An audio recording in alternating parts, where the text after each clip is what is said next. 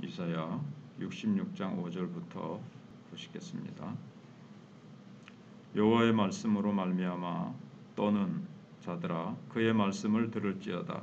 이르시되 너희 형제가 너희를 미워하며 내 이름으로 말미암아 너희를 쫓아내며 이르기를 여호와께서는 영광을 나타내사 너희 기쁨을 우리에게 보이시기를 원하노라 하였으나 그들은 수치를 당하리라 하셨느니라.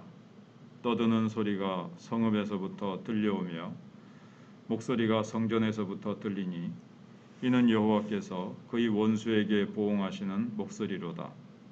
시온은 진통을 하기 전에 해산하며 고통을 당하기 전에 나말을 낳았으니 이러한 일을 들은 자가 누구이며 이러한 일을 본 자가 누구이랴. 나라가 어찌 하루에 생기겠으며 민족이 어찌 한순간에 태어나겠느냐. 그러나 시온은 진통하는 즉시 그 아들을 순산하였도다. 여호와께서 이르시되 내가 아이를 갖도록 하였은즉 해산하게 하지 아니하겠느냐. 내 하나님이 이르시되 나는 해산하게 하는 이인즉 어찌 태를 닫겠느냐 하시니라. 예루살렘을 사랑하는 자들이여 다 그 성읍과 함께 기뻐하라.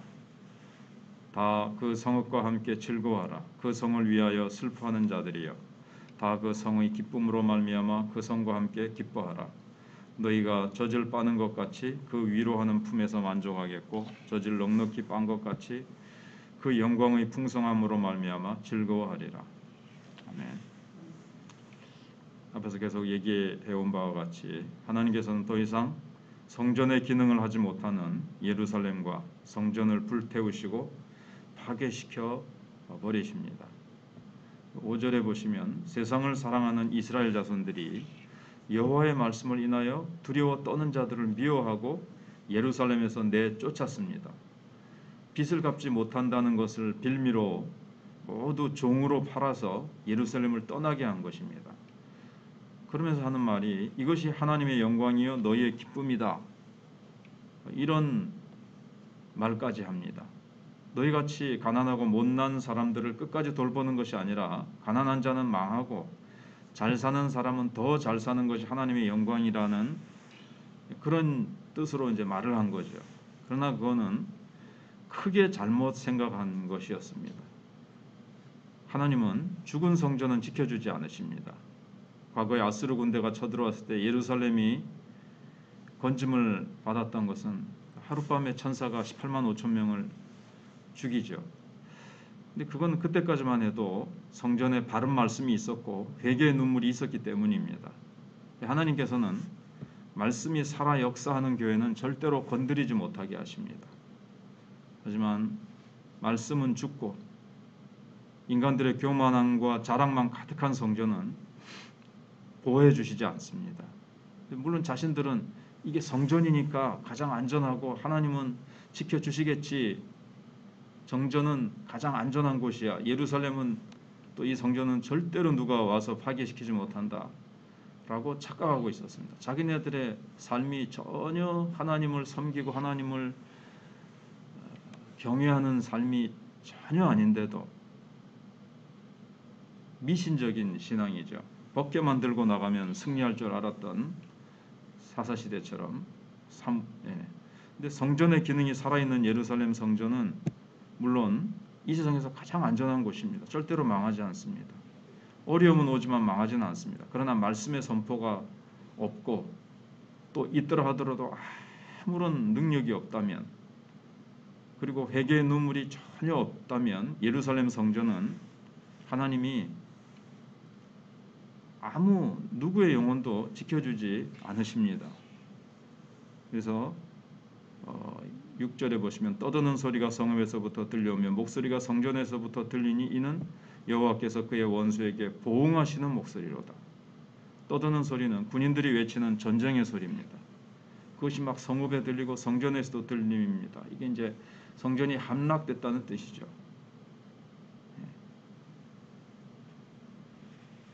교만한 예루살렘은 더 이상 사람들을 보호해주지 못합니다.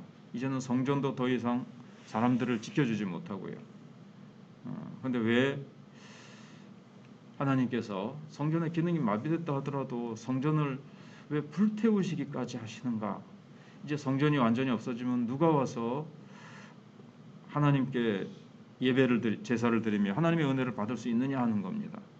근데 하나님께서 옛 성전을 불태워 버리시는 것은 이제 새 성전을 건축하시기 위함입니다. 바로 하나님의 아들 예수 그리스도께서 오셔서 인간의 죄를 한꺼번에 다 해결하시고 이 세상에 성령을 부으시는 것입니다.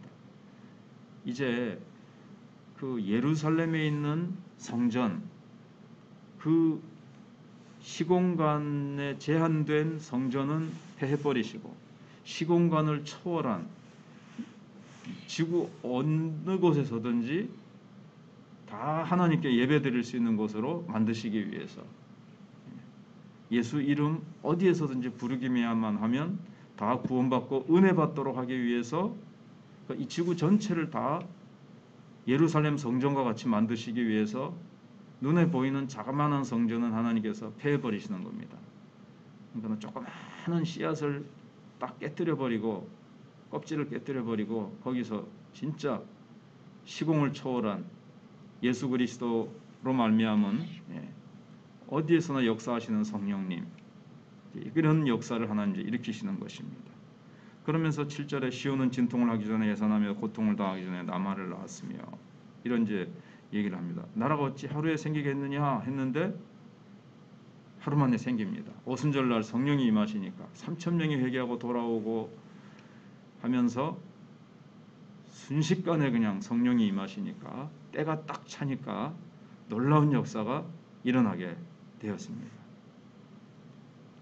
원래는 아이를 낳으려면 임신 기간이 있어야 되고 해산한 고통이 있어야 되는데 하나님께서 교회를 축복하시고 교회를 잉태하시는 순간에는 진통도 없이 수없이 많은 사람들이 태어나서 하루 만에 생기게 하시겠다는 겁니다. 구루하기 전에 생산하며 에스겔이 환상에서 본 것처럼 해골대들이 널브러져 있었는데 말씀을 대언하니까 성령님께서 생기로 그 안에 들어가서 군대로 일어났습니다. 한 나라가 순식간에 생겼습니다. 복음을 던지니까 마치 목마른 사람들이 물을 마시듯이 하나님의 말씀을 받아들이고 나라가 생기면서 그들이 막 믿음으로 무럭무럭 자라납니다. 그래서 9절에 여호와께서 이르시되 내가 아이를 갖도록 하였은즉 해산하게 하지 아니하겠느냐. 네 하나님이 이르시되 나는 해산하게 하는 이인즉 어찌 태를 닫겠느냐. 구약시대 때 성전이라고 하는 그 작은 공간을 통해서 하나님이 만나주시고 축복해 주셨는데 이때는 아직 예수님이 오시기 전이라서 이제 임시방편으로 그렇게 그냥 그림자로 모형으로 보여주셨습니다. 그런데 이제 예수님이 직접 오셔서 십자가 위에서 우리 죄를 해결하신 후에는 이 예루살렘 성전은 사실은 이제 필요 없게 되는 겁니다. 세상 어디에서든지 복음이 증거되기만 하면 바로 거기가 성령이 부어지는 성전이 되는 것이죠. 그리고 거기서 하나님의 백성이 막 태어납니다. 복음이 전해지고 복음 전하면 성령님께서 역사하시고 그래서 여기 해산으로 표현한 것은 하나님의 백성이 다시 태어난다는 겁니다.